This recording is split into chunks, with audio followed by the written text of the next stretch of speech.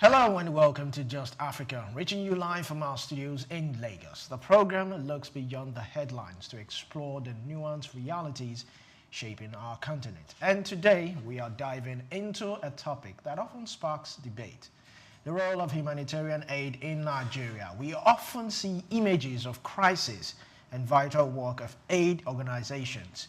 But beyond the immediate relief, could this very humanitarian presence be an unexpected catalyst for local economic growth? And can we shift the paradigm from mere assistance to a more enterprise-driven future, powered in part by the very structures that set up this aid? I am Olumide Shokoya, welcoming you into Just Africa this afternoon, morning, or whatever time you are operating from where you're watching. I am not the only one here. I also have my co-anchor, which is Omevi Idolo. How you doing? Yeah, good afternoon, Olumide. Good afternoon to you, Lagos. Good afternoon, Nigeria. And to Africa, I would say a very beautiful afternoon to you from our studios here. My name is Omevi Idolo. What a fantastic, Olumide, it's a fantastic conversation, you know. Yeah. Humanitarian services cannot be undermined in Nigeria, in Africa, and in every part of the world where the need arises. All right. So there are swift response to emergencies, their donations, their services. They are all very, very important, and we appreciate them. But looking beyond that, you will agree that humanitarian services, it is just for emergencies. What is the future of humanitarian work? What is the plan? Do you just want to give those people, yes, right now they're hungry, let's just give them food.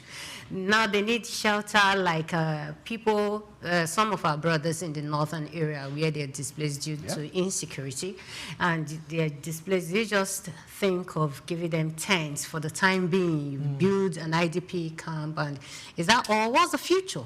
So that's why I so much love the conversation that will be taking place today. The shift. There is a need for shift in perspective, not just now, the future. Now, when we go into enterprise, when we turn these humanitarian services into an enterprise, we are building self-reliance. We are reducing pressure on the donors. There are so many things that we stand to benefit when these humanitarian services are turned or are shifted to enterprise. Of course, you are teaching these people skills. You are giving them something that they will look up to in the nearest future, business, farm. And, you know, as the show continues, there are a whole lot of instances, countries in Africa that have turned refugees camp or people that need this aid, that have turned aids into businesses. We can go to Kenya, we can go to Rwanda, we can go to all these countries where those people are not the ones supplying eggs. Is that in Kenya or where? You know, many things, so many instances. It's quite funny. Yes. You know, in as much as I'm not up for humanitarian aid because it brings about dependency. You rely on something. It's like when you are when we were in university, you rely on your uncles and aunties after your parents must have given you your stipend for that month. You rely on your uncles, brothers to, support. And at a point, yes, they will give you at the beginning, but at a point, they would stop giving you. That's, And if you look at Nigeria, actually has received a whole lot of humanitarian aid. July 2024, the UN OCHA and its partner allocated about $805 million to support humanitarian NGOs across Nigeria, Cameroon, Chad, and Niger. Now, out of this, $239 million went, to support operations in Nigeria. Also in 2024, the European Union contributed about £48.7 million for humanitarian efforts in Nigeria. In Nigeria only? Yes. Also, since 2024, we had the EU provide a cumulative sum of £533 million, in humanitarian aid to Nigeria. Now, there are different types of humanitarian aid. We have the food aid, we have even cash transfers, health aid, shelter and protection, education and emergencies. Now, one of the ways one of the ways you can transform humanitarian aid into an enterprise is, for instance, food aid. For instance, you are supplying food to a particular displaced community or particular community that lacks, maybe there's famine and all that. So instead of importing your rice and whatnot, you source for it locally, thereby creating jobs for people, creating a market for farmers so that they can also cash transfers. When you give certain amount of cash, you empower people to be able to go into, you give them that purchasing power, able to go into the market and purchase things. So those are ways in which you can transform that. But let me not let the cat out of the bag. We have a lovely guest. But you know, for decades, aid has been a lifeline during crises, you know, from famine and whatnot. So, but we'll go on a short break now, and when we come back, we'll continue with the program. It's Just Africa. Stay tuned. We'll be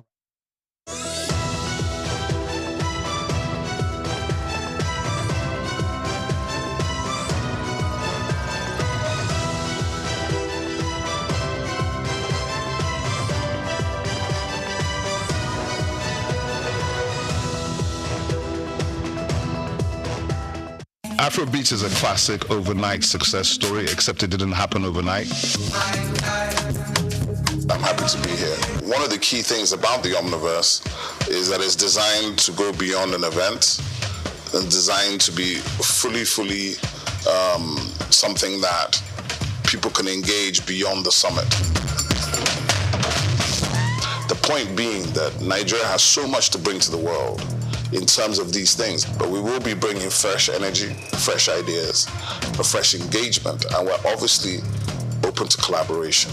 But hip-hop, it never dies. What's the difference between Thor and Shango? Thor is approaching $50 billion in revenue. Shango's broke somewhere outside Lagos. And that's a lack of imagination on our part, Africa, and they're all Nigerian. So to be seen and to be noticed is very hard if you're not in the place where all the noise is being made.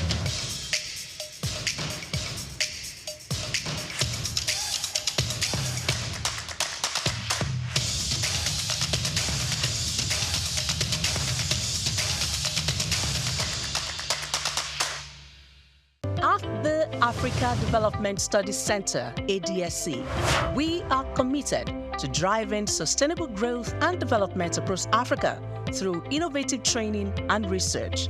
Our mission, empowering leaders, policymakers, and professionals with the tools they need to create lasting change. With customized training, dynamic research programs, and study exchanges on leadership, management, and other critical development topics, ADSC offers a platform for exchanging cutting-edge ideas and global best practices.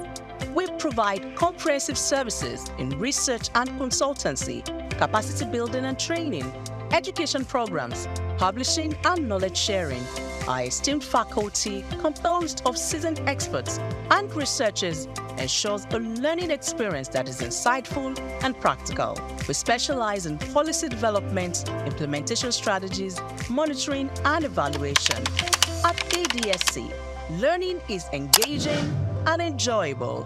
Our unique methodology includes talks, interactive exercises, games, video screenings, and lively seminar discussions, all in a comfortable and friendly environment.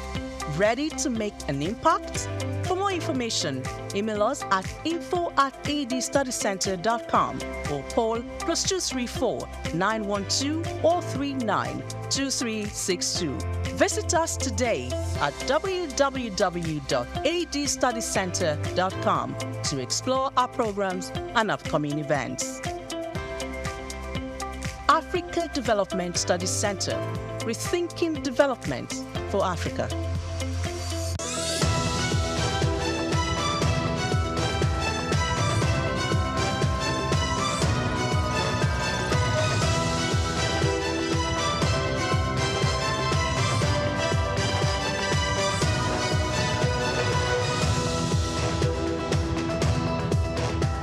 We've got just what you need right here at Femi Wash Media. Call it the Midas Touch, and you wouldn't be wrong. Let us record, produce, mix, and master your audio like nobody does. Reach us on our contact today for the best quality job.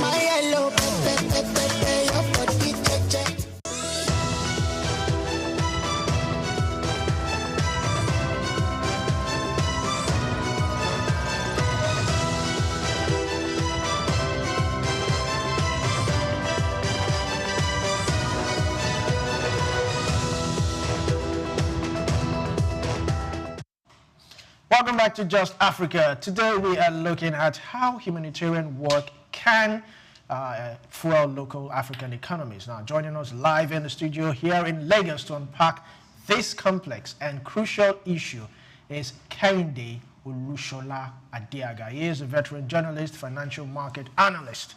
So glad to have you. It's my pleasure. This afternoon. Thank you very much. You're welcome. So when we talk about humanitarian aid, economic growth is not always the first thing that comes to one's mind. So if I may ask you, in your own experience, how do daily operations of aid organizations, logistics, staffing, how do they inject capital into the local African economy? Well, aids into Africa, into any country. Before now, it used to be, aid is an unsolicited thing. Yes. Somebody just feel you need this thing and decide to say, okay, let me give it to you. But it has gone past that now. Why? Because countries that are getting the aids are beginning to feel that there's a need for them to translate that into investment, into economic growth. And so they have decided to say, all right, if you are giving us aids, what is that aids for? Basically, some countries get some aids that they don't even need to transform their economy. They don't need it. Not because they don't need it, but because the channel at which the aid is coming from and what the aid is meant for will not translate into an improved economy. Now, we're looking at agriculture. Are there any aids in that sector? If there are, it then means that the expectation is that once you are given an aid to that sector, that should increase your agriculture produce or increase the level of food security, so to say, in that segment.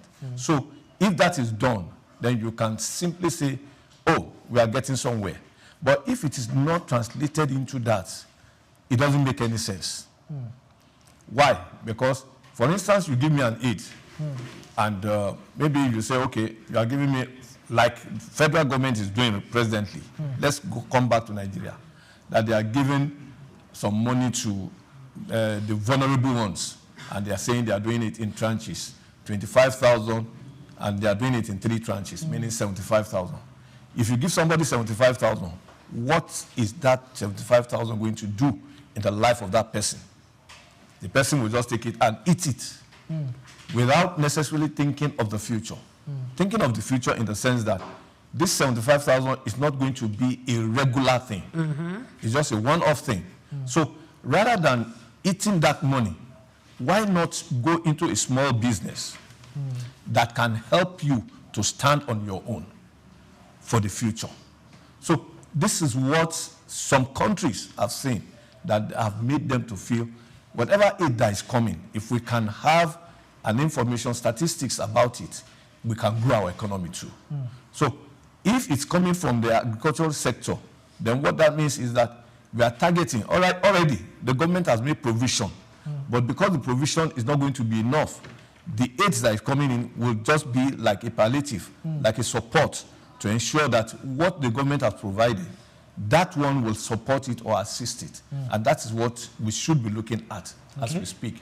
So I would feel that whatever aids that is coming to Nigeria, let's not look at the African countries, because we have different needs and different administration or whatever, that's coming to Nigeria.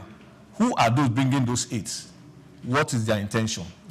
Some country can give you aids with the intention of enslaving you. You wouldn't know. So, but if you know that this aid that they are giving you will take you out of poverty, then you should channel it into something that will make them also to know that you have come, you are dealing with people who have some senses, people who have some economic senses that can transform the economy, that will make them not to come cap in hand begging for any aid from you. So we need that. And that, I think, is what this present government should do. Not necessarily giving money out, because when I was listening to the Minister for humanitarian and poverty, whatever. I felt bad. Why? Because why would you just decide to? And as we speak, they said they have given billions out to maybe 500 or about 5 million people. Then you ask yourself, who are the people? Has that translated into an improved economy? Because the same people that are vulnerable are the same people that you said you have given this thing to. And the same people are telling you that the economic transformation or the economic improvement that you claim is not is not showing in us. So why then do you go in that org? Why not look at it? In fact, data is what is killing us in Nigeria. If we have accurate data, we can spread this thing. And before too long, you will discover that Nigeria is out of poverty. All right. So, yes, there was something important you said, that if you are being given aid and it's not going to alleviate you out of poverty, it's of no use. Yes. So my question now is, can aid or humanitarian aid, can it be rejected if it's not going to, if we know that this thing is not going to benefit us? Yeah. Why should we receive it? This is it. You shouldn't reject any aid because in the first instance, it is unsolicited. Okay. Now, it is left for who, the receiver, to think in future, to look at the future. If you are giving me $1 million US, and that is supposed to service, say, just 100 people in a community, why give to those people? Why give it to them in one after the other? Why not look for something that can transform their life? Are you getting it? Yeah. For instance, take a place like Ajegule that people have been talking about. It's a developed place now, so to say. Let's say in the times when it was not developed, you can decide to say, okay, let's make the road there accessible so that every small businesses that is thriving there can improve. Not necessarily giving those who are doing the business, but you have constructed a road network that can make them to bring goods in and out, and can also help them, for those who want to buy their goods, to have access road to them. If I'm selling granuts, if I don't have to hawk it, I have to stay somewhere, it means that place I'm staying, it should be accessible. Otherwise, I have to hawk. If it's not accessible, I'll have to hawk. If it's accessible, people will come and buy. Yes. And as they buy, I'm making something to better my life. And I will not go cap in hand thinking the government has to do this or that for me. And that will shape our economy. It will help us to get people out of unemployment. Small businesses are what we need. Some developed countries, that is what they have done. They ensure that the small and medium-scale businesses strive so that there won't be need for anybody to feel that, oh, because I don't belong to a party or because I don't belong to a government, I cannot live. The moment you can give them what can shape their life, economically, you are better off. And you have taken them out of poverty. Yeah. So these are the things. And so for governments in Nigeria, any aids that come, the only problem we have is trust. Can we trust our government to the level that if an aid is coming, we would say, okay, think of what you can do with that aid for our own benefit. But because Nigerians themselves too, we are gullible, sorry to use that language, we are gullible people that we think more about ourselves, not the population anymore. I was just discussing with somebody on the ground floor. I said, if, for me, I prefer something that will benefit thousands of people in the community where I live, as against something that will benefit me. Because if it benefits me, it means that I will have attraction. The attraction may be positive, may be negative. If it is positive, fine. But when it is negative, meaning that I could be attacked. Look at the Super Falcons now. They just had, people just had, they have been given so much. And majority of them have been complaining, saying, the moment they had that figure, people have been asking them, calling them, where's my share? These are the things. But they have forgotten that the money they are even going to get, they also had plans. There are people who are depending on them. So even if they are going to be, say, Father Christmas, it's going to be limited. But instead of doing Father Christmas just anyhow, why not look at where you are coming from? We have footballers in Nigeria who had come from remote areas, and because they are better off now, they've gone back to those remote areas to develop it. They didn't just start giving money out. They went look at the needs of that area and they did something so that when next time they come, they won't be dependent on them. They also can say, oh, we have taken advantage of what you have presented to us and it's helping us. Yes. This is the way out. Otherwise, we may just be some people will say, don't collect the 8 because when you collect it, it's government that will eat it. Yes. We don't know who will do it. No! Let it be collected, but it should be channeled into proper use. Yes, now collecting the aids is actually leading me to 2 questions, but we're going to take it one after the other. Yeah. Now, before the aids, the international bodies, NGOs, or humanitarian groups, before they bring in the aids to Nigeria, as an instance, do they carry out a survey? Do they ask questions like, this is what do these people need, and think of how to meet the needs, or they just meet with the government of the people, the community, and say, okay, we just want to give you $50 billion, go and use it to do as you like? Do they carry out those surveys at all? Let me give an instance. There is an human rights group that their main focus is protection of female child. Okay. For them not to be harassed, not to be raped or what have you. Yes. Now, they started on their own, without any support, without any aid. And as they go on, there are countries who saw what they were doing and felt, oh, this is a laudable idea, or this is a laudable project that they can support. And then they call them to say, okay, we are going to partner with you, or we are going to support you in this area. But in supporting you, what we would need is the figures. When we give you the money, we want to be sure that it's properly channeled to what you are fighting, the cause you are fighting. Okay. And so they don't just give money just because they wanted to. But they would have done their survey. Either they do their survey, or some Nigerians who probably have started something to support people go to them. Or they are physical. They could see it. So they call them to say, okay, how can we be of assistance? Okay. In what way can we do it? There are so many aids that we can't, there are aids that they will only mentor you. It doesn't involve giving out money. They will mentor you. And once they mentor you, at the end of the day, they expect that you who is being mentored have a means to go on with that mentorship. Yes. Otherwise, their mentoring is just nothing. Waste of time. Good. Now, I know of American government. If they are supporting you with whatever aids they are giving, you have to give to the least amount what that thing is meant for. Otherwise, you won't get it. So, and there are so many countries who have been doing that.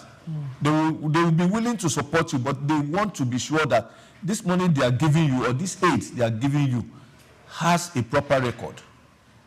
An American government will not give you $1 without you saying, this $1, this is what is going to take care of. Okay.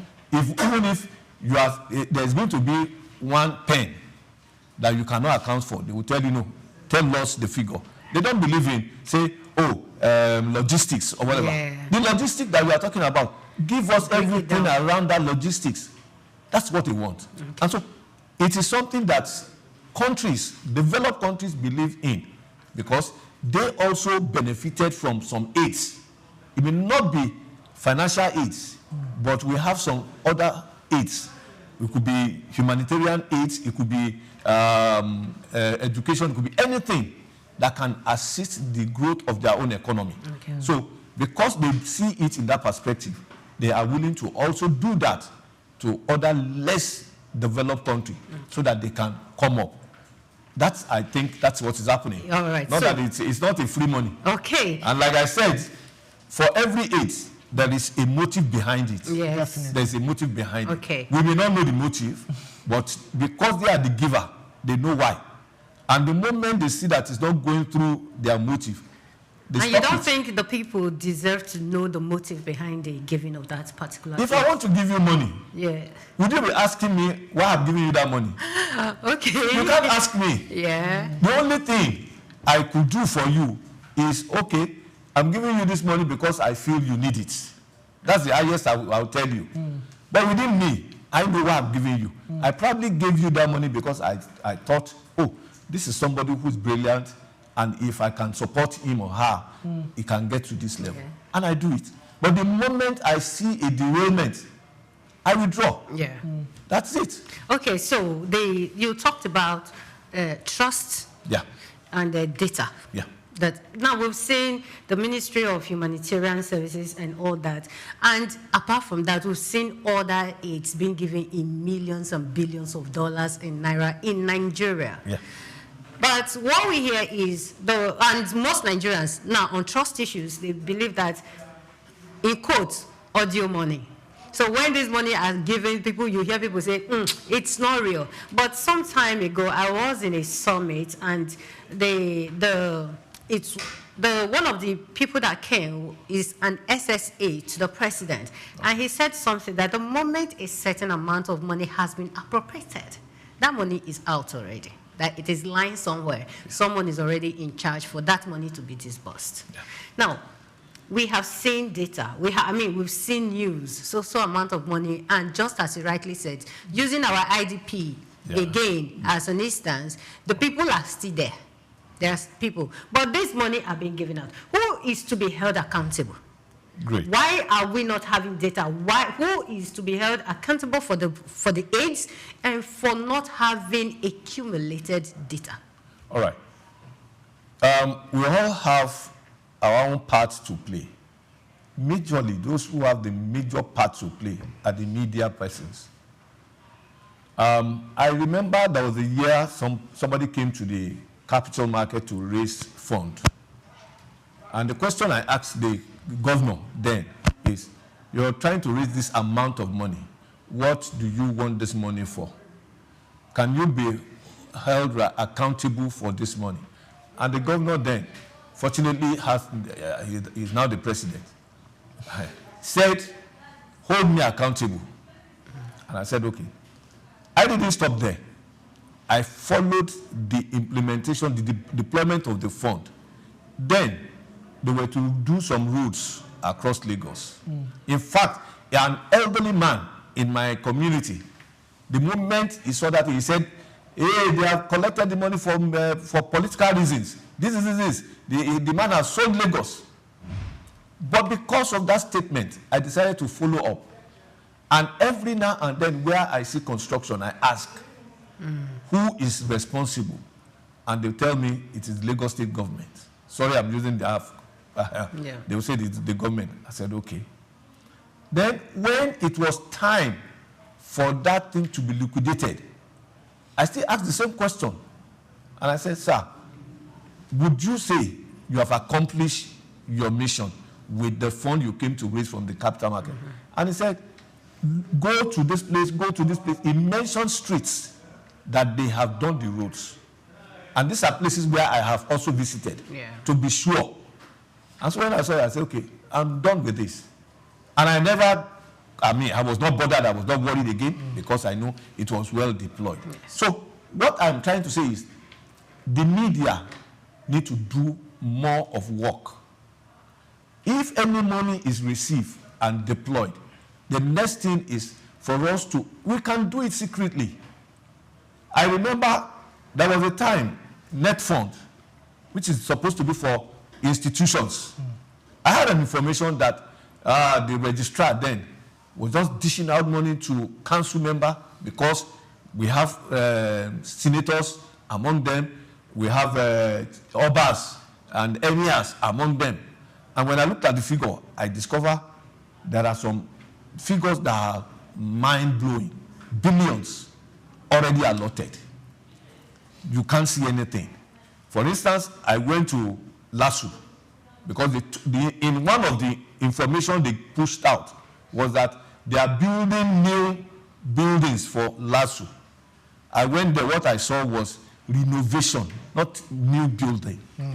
You get it? Yes. And so I decided that I was going to write the story at that time. And then I don't know how they got to know. They sent somebody from Abuja to come and speak with me here in Lagos. And when the person came, I said, well, I'm interested in what you said this thing has been done. Just give me your information. Let me add it to what I have, if I'm correct or not. And the person said, no, my boss is not around. He traveled, but he has delegated me to speak with you. And I said, okay, good. What do you want from me? He said, we just want you to know that this thing was done. I said, can we go to LASU now to go and check if they built a new building or they only painted the old ones? And the lady was shocked. You came from Abuja, yes. You claim that you have given money for this. Fine. But can we go there? It's a simple thing. And then she was like, I said, so you can see. I walked away from her. And even when I now said, I sent the story to the National Assembly, I sent it through somebody, only for me to be told that some of the National Assembly members too are part of those who got the money. So how then, you get it now, how then do you get the information out? Because they are members of the board of NAFund. They sit on the board, so they get allocation. Yes. And the allocation they get is such that once you get it and you do one or two things, you are done. So there's a need. And you see, thank God the social media is here now. There's no secret anymore. Any little thing you do and you think you can go away with it, before you know it, it's exposed. Even whether it is true or not, we see it on social media. That is not to say that it cannot be corrected. We can correct it. But we should be mindful of the fact that anything we do is in the eye of the public. It may take time. We've seen the governors, somebody who has served for 8 years and also a member of the parliament, and they have asked him to come and give an account of how he has spent certain amount. He's thinking, he's already saying is political witch hunts. And I bet you, the present EFCC boss, he will get to the root of it. He's somebody who is press friendly. He will tell you what he has, but he cannot talk to you until he has concluded his investigation. That's one thing with him. I've attended a seminar where an EFCC representative came to present a paper, and he opened up to us that, look, we are disturbed with you, the press, because you don't allow us to do our work. You just go and say, but this one I'm giving you now, go and make your investigation. Whatever thing you get out of it, come back and tell me. Within that seminar room, a colleague stood up and said, this man, yes, they did the investigation on social person and they got the thing. So that shows that they are really working. Get the facts right. That's my own. Once you have your facts right, push it out. Let people know that this is what is happening. And that is why I said any aids that is being given, let us not assume now it has been allotted and that is the end. No. It is something that's for you and I. Let us also go out. The president said something recently that let's hold our governors and local chairmen accountable. Has anybody gone to any governor to say, we heard you collected so much, you have not done anything? We haven't had that. Okay. Everybody is targeting the federal. All right, so critics have argued that aid often creates dependency. So what safeguards are needed to avoid this? And secondly, what role do you think government, businesses, international organizations should play in ensuring that aid actually translates to enterprise and not dependency? Great. Like I said earlier on, if you are giving me an aid, you have your motive. Like she asked, would she be in a position to ask, what is my motive for that? Great. Now, if you are given an aid, you know the motive of that aid. why not? We've seen countries where, when they want to give aid, they anticipate that it will not get to where they sign it for. They would rather say, okay, we can do it for you. We've seen so many. World Bank, this road, this Marina Road, I remember when it was being constructed, it was World Bank aided projects. Okay. World Bank decided to say, okay, we are going to give Lagos State the money. But on the second thought, they said, okay, we'll do it jointly. In doing it jointly, they will be part of participating in it. Exactly. So by so doing, they were sure that they are putting something that is concrete, something that will last for the period which they intended it for. So and that's why you see this marina end, you see the road is still okay. Probably, if they had given out the money to the government, they probably would have done a shady thing, and they would have said they have done it, but they didn't do that. So they did it together. Now, if the countries meant well, that's the countries who are giving the aid. Yes. Like I said, if you want to give something and you know that, or you anticipate that this thing will not work the way you wanted it, why not call them and say, let's do it together? Meaning that whatever thing you are bringing in, you are part of it. I had cases where in some local government areas, some individual want to do certain routes, and the chairman of the local government will say, bring the money. Yes. And by the time they give the money out, that's the end. True. And then the road is still dilapidated and whatever. But the one who gave the money out, I mean, you should be reasonable enough. Yeah. You had anticipated this. Why not say, okay, what we will do is bring the contractor, let's have a discussion. And in discussing, this is what you are going to do, this is what you are going to do. Until completion, that before we can give this, or we'll give part of it. I remember we taught Katsina during the period of Masari. He took us round the whole city on the road network they had done. The question we asked him was, were this road done single-handedly by the government? And he said he had some partnership with some companies whom they gave tax holiday to because of their partnership. And by the time we looked at that road, we discovered that it connects almost the whole town. So meaning that there is no area in that place that is not linked or connected to that fine, beautiful road that can make transportation easy. So this is what we need to do. Otherwise, it will come and it will just go like that. Yes. And those who are giving those aids, they are not stupid. The moment they give you and you are not deploying it for the purpose, you never can get it again. And that's the reason why I gave that instance or example of a humanitarian, a human rights group that today, nobody, the press don't ask them how much aid they got because they know they are deploying it. If you go to Koshofe area, that's where they have a large population. And so they've been, in fact, they've been fighting child abuse in that area to the point that even Lagos State government gave them a bus to support them. And the government also assisted them with the law that makes them to work freely. They gave them police, they told them if you want policemen, security apparatus to support you in this thing, you have it. So they don't now need to start writing. The moment they hear any case of rape or child abuse or whatever, they go there. And as they are going there, they don't go to a nearby police station, get them. They don't need to write.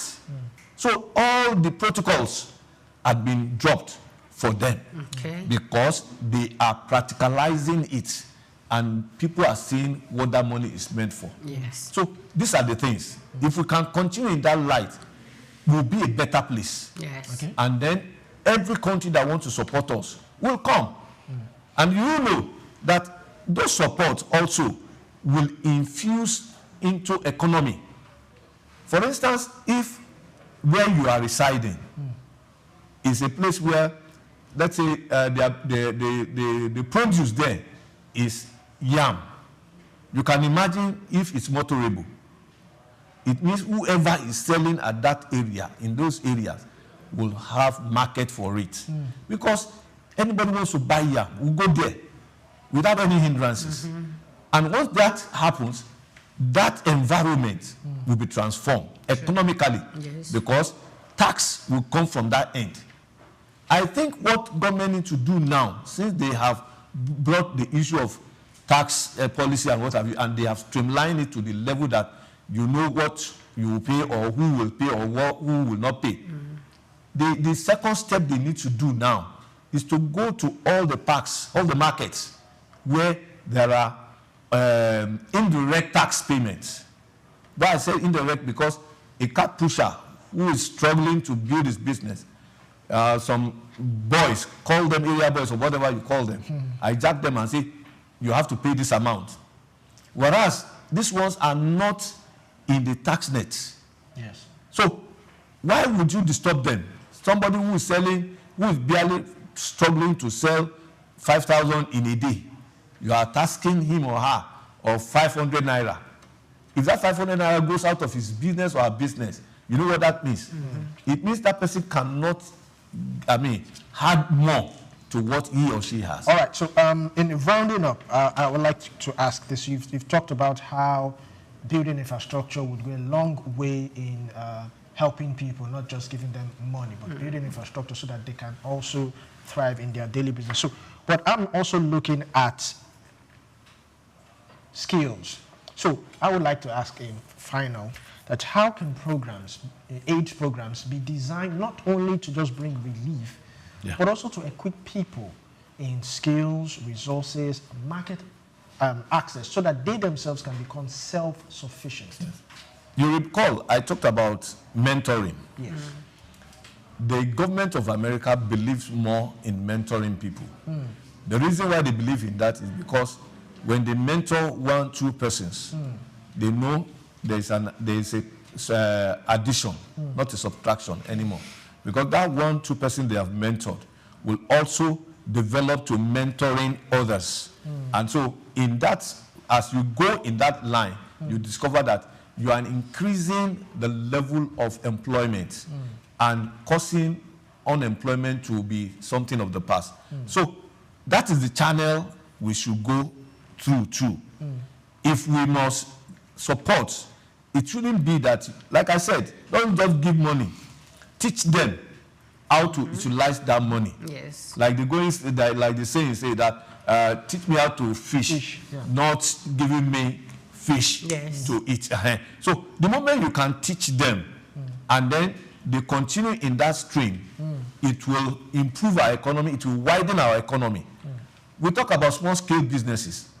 If this is what China depends on. We have the population to start with. We have the population. So there is no business. I remember some years back, the former managing director of Nigerian Airways, Captain George, when I was interviewing him, he said, it is here when he got to Lagos that he discovered that if you package sheets, excrete, people will buy it. And I said, what do you mean? He said, go on the streets, on go slow. Have you ever seen any car stopping to say, what do you have there?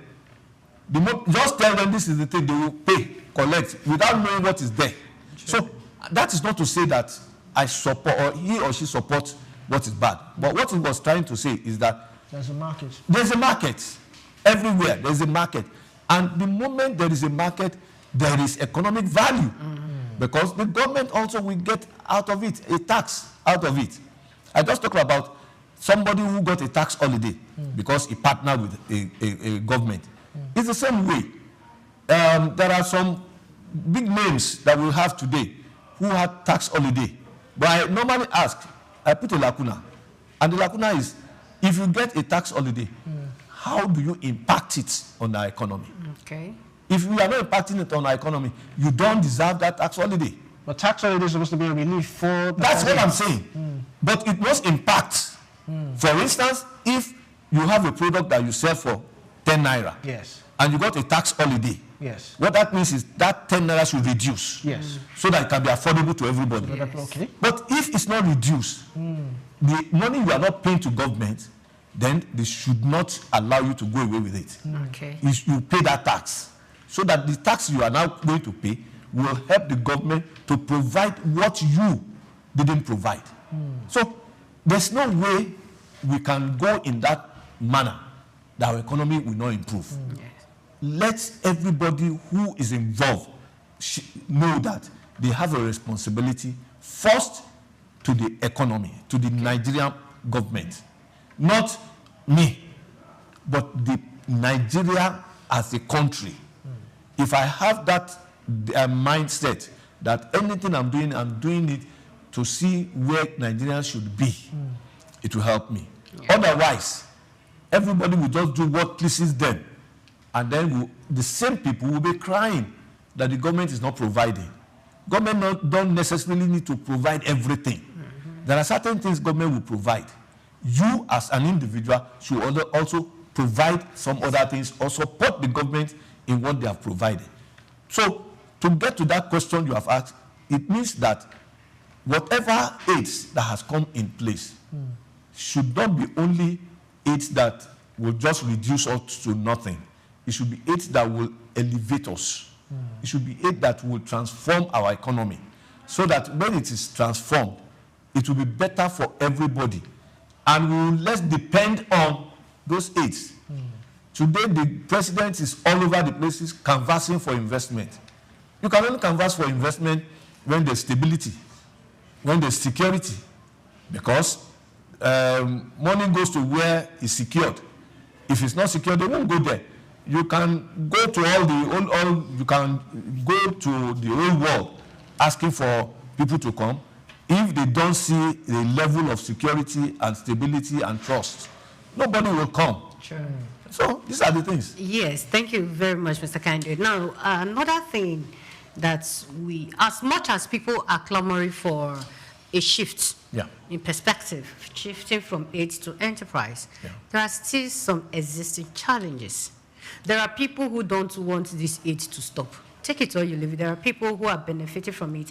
They prefer, let the aid come, I get my share, another one will always come. There are people like that. Yeah. So these challenges, how do we change? I know you've talked about mentoring, yes, talking to people and all that, but how do we overcome these challenges in Africa? Because so many people still depend on these aids for survival. And we are talking about empowering people, turning it to a business, becoming an enterprise. Yeah. So how do we overcome these challenges? The only way to overcome those challenges are whoever is giving it must also be deliberate about it.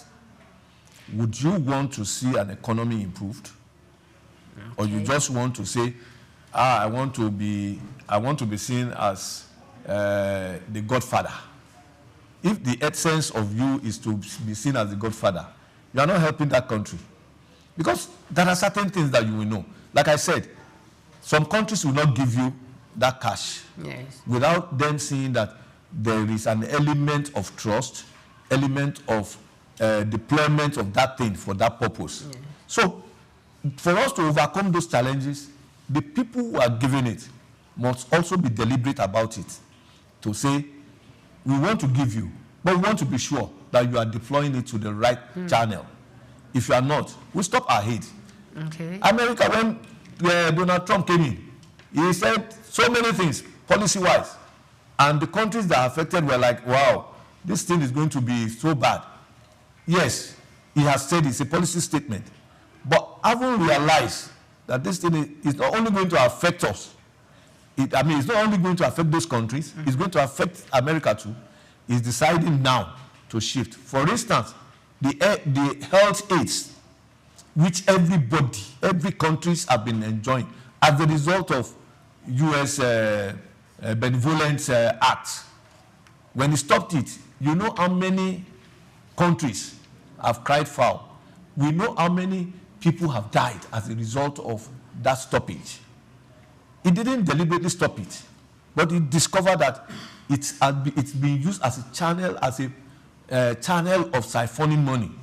Because when government gives you money to do certain things, I know before now, American government used to sponsor Nigerians to America for various programs. understudying various programs at their own cost. But when they discover that it's not translating into the lives of those people, they stopped it. That is the only way you can correct it. Otherwise, you just be a Father Christmas because you just wanted to say you are champion. And there is a limit period that you can be Father Christmas to. Because if you keep giving and it's not showing, it will rub on you too. Yeah. So these are the things. We shouldn't say it is the government that will protect it. No. Anybody who is benefiting from something don't want to protect it. They want to continue, like you said, they want to continue having it. When government stopped fuel subsidy, everybody were crying. It will affect the masses. It will do it. How did it affect us? I ask people, how will stoppage of fuel subsidy affect us?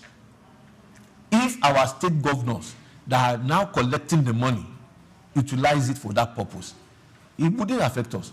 We have the train system in Lagos State that you know how many millions that this train system is, transporting. Yes. Now, do you know that in that they are recovering the money they spent on it?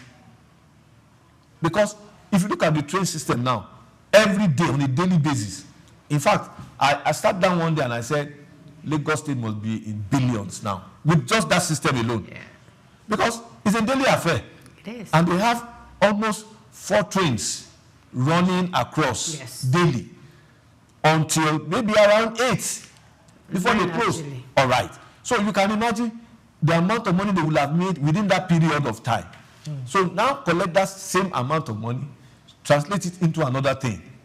It will better the life of the Lagosians. Okay, sir, before Olumide takes you, because I know we are almost rounding off here, I want to ask, what policy, if you have the opportunity to change a particular policy surrounding the humanitarian aids and enterprise, what policy do you think we need to change to make everything work smoothly? What I will change will be, first and foremost, I want to have the data of the supposedly less privileged or poverty-ridden of the people. Yeah. Then, I want to know which area can I help them to get out of that level. There are people, they don't need the money. Just put them through certain skills. And that skill is what they will depend on, and they will expand. True. There are people who just need it. I was watching something on the social media. A pastor said he wanted to bless 100 people with just 1 million, which is 100 million. And no, I think 10 people. He wanted to give out 10 million, and he wanted to give it to 10 people. But he saw the crowd, more than 10 need that money. He now said, okay, instead of giving 10, let me drop it, let me reduce it to what will satisfy all these people. I haven't done that. He now said, the next stage is that he has seen that there are some who don't need the money, but they needed work, something they can live on. So he said, he will call the billionaires in Nigeria and say, how many can you employ? How many can you employ? With that, by the time the number reduce, he can now look at the remaining number and say, what can you do to better your life without somebody giving you money daily? Yes. Once they can say it, he will now go ahead and do it. He said he knows that there are people who are good in sewing clothes, fashion designer, what have you, and all these petty things. He said it will help them. I have a friend on the island here. He's a stockbroker. He has helped more than 100 people, artisans. Those artisans today, if you go to that place where his office is, the guy stay late till midnight at work because he's already secured. Why? Those people who would have harassed him, he had helped them to live. That's right. He has given them what they can live on, and he monitors them. He calls them, how's your business doing? It's fine. We do, except that we have this. You say, okay, don't worry. Next time we meet, I will do this. He has secured his life. That is what we need. And you see, people say, a child that you do not train will be the one that will destroy you. It's true. Okay. If we have people that have needs, let's look at what their needs are. Yeah. And then if it's something we can solve immediate, do it. If it's something that is a long term, let's project into it. And then we'll move on. All right, thank you very much, Mr. Kehinde Olushola Adeaga. You have been brilliant. pleasure. Thank you for taking our time to join us live in our studios. Of course, we Thank you hope very to much. hear from you again. Thank you very much. Thank you so much, sir. All right, that was Mr. Kehinde Olushola Adeaga. He is a veteran journalist and, of course, a financial market analyst. We'll go on a short break, and while we're on the short break, we'll take a report on humanitarian aid. We'll be right back.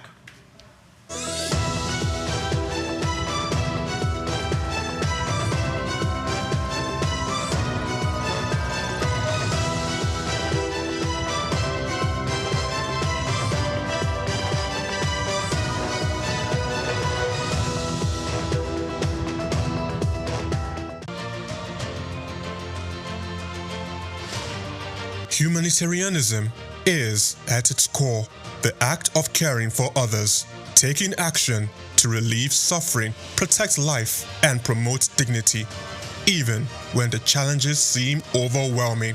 As humans, we have advanced through invention, innovation, and technology, yet the true measure of our progress lies in our togetherness, especially in times of crisis. World Humanitarian Day, observed annually on August 19, World Humanitarian Day is a solemn occasion to honor the brave individuals who dedicate their lives to helping others in times of crisis. More than a day of commemoration, it is a global call to action, drawing attention to the pressing humanitarian needs around the world and advocating for the safety and protection of those who provide aid.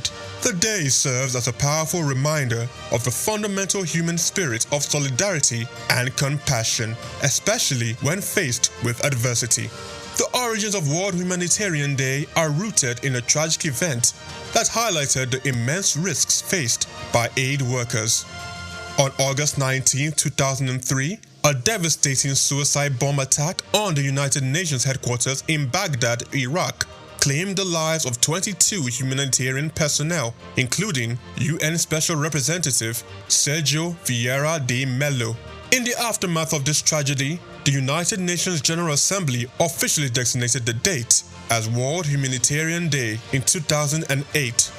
This decision transformed the day of mourning into an annual opportunity to recognize the sacrifices made by these individuals and to reaffirm the international community's commitment to humanitarian principles.